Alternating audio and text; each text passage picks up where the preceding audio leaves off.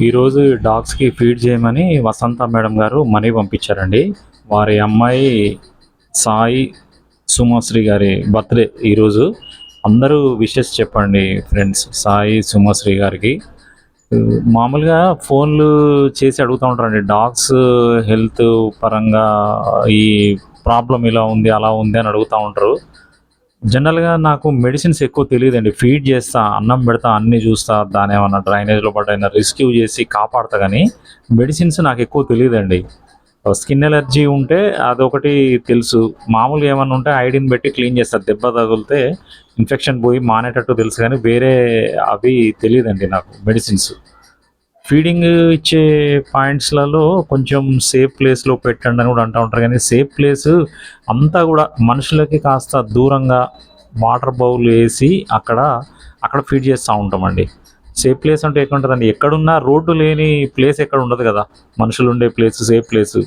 ఆయుష్ అనేది దేవుడే ఇవ్వాలండి వాటికి. చిన్న పిల్లల గురించి మామూలుగా సేఫ్ ప్లేస్ గురించి అడుగుతా ఉంటారు గదా! దానికోసం చెప్తున్నా.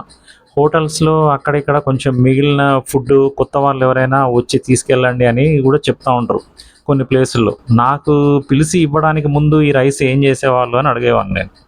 అడుగుతుంటే ఇక్కడ సరౌండింగ్స్‌లో బయట పెడతామండి. ఇక్కడున్న డాగ్స్ చుట్టుపక్కలయన్నీ తింటూ ఉంటాయండి అని చెప్పిన తర్వాత ఇక అవి తీసుకోవడానికి నాకు ఇంట్రెస్ట్ ఉండదండి. ఎందుకంటే ఇప్పటివరకు ఆ లొకేషన్‌లో ఉన్నయి ఆ ఫుడ్ మీద ఆధారపడి ఉంటాయి. అవి గూడా పిల్లలే గదా అక్కడ. వాటి ఫుడ్ తీసుకొచ్చి ఇక్కడ ఉన్న వాటికి పెట్టడం కరెక్ట్ కాదని తీసుకోనండి నేను. ఇప్పటివరకు వాళ్ళక్కడ మిగిలిపోయిందంటే మిగిలిపోయి ఎక్స్ట్రా మిగిలిందంటే తీసుకొస్తా ఎక్కడైనా. ఫంక్షన్ హాల్‌లో గానీ, అక్కడ ఇక్కడ ఏమన్నా మిగిలినప్పుడు అట్లా తీసుకొస్తా గానీ, సరౌండింగ్స్‌లో ఉన్నయి మొత్తానికే నాకిస్తా అంటే పాపం వాటి మీద ఆధారపడ్డయి ఉంటాయి గదా! పరిసరాల్లో రోజు ఫుడ్ అక్కడ దొరుకుద్దని. అట్లా గూడా ఆలోచిస్తా అండి నేను డాగ్స్ గురించి.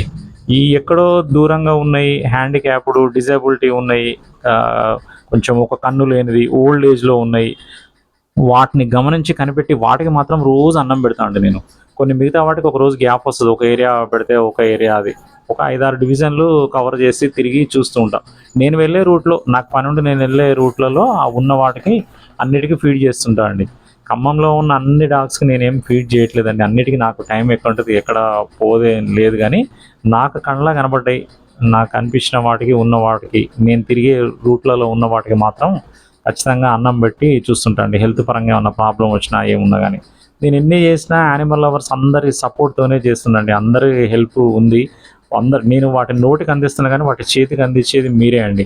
ఇంతమంది సపోర్ట్ ఉండబట్టే అవన్నీ తినగలుగుతున్నాయి. అన్ని ఊర్లలో ఉన్న యానిమల్ లవర్స్ అందరూ ముందుకొచ్చి వాటి ఆకలి గురించి ఆలోచిస్తున్నారు కాబట్టే.